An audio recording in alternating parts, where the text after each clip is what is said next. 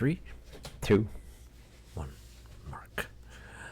Let us begin Chapter 2 of Juxtapose, Zeta, and aspects of Mourn, the novel, by Mike L. Manders, aka Geekanomicon. Chapter 2, Streets of Cabs. Switching to their comms, Zeta began hastily making plans. How long do you think until the police get here? 4 red caps were trying their best to get in her range. In a quick sidestep, she made a risky play. Holding onto her digitana, she gave it a wide arc. Freeing one hand, she adeptly removed Pharaoh, tossing her into the closest of the dwarves. I got this, Pharaoh said, using the momentum to power up her small engines. The initial red cap doubled over in spasms as electricity flowed through him. 2 more fell in similar fashion as Pharaoh used her speed to bank off as many of the foes surrounding Zeta as she could. Did they dislike the routine that much? Everyone's a critic, Zeta said, smirking while making several clean hits on redcaps, watching Pharaoh instead of her.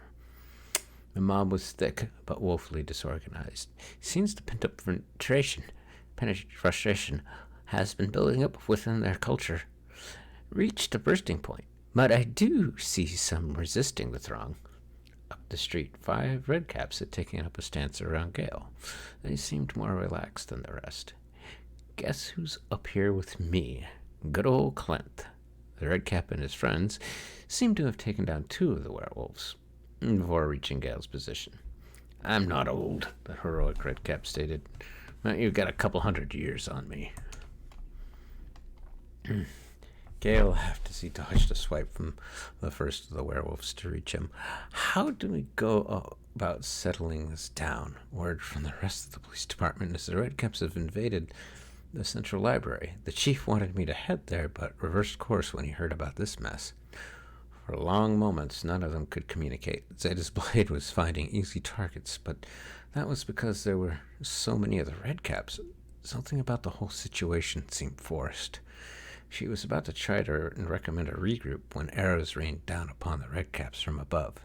The elf and ivory peregrine are here, Pharaoh said, with cleaner voice.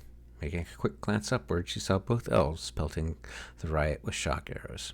Within moments, Zeta was able to retrieve Pharaoh and make her way to Gale.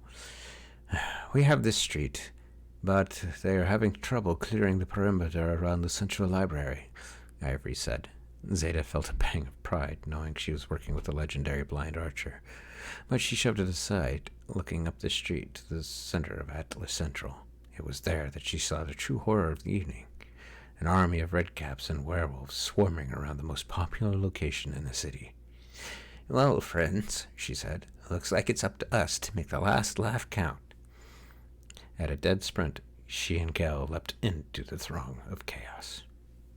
We'll be back probably next week with episode 4, which will conclude chapter 2. Thank you. See you all in the near future, and thank you for listening.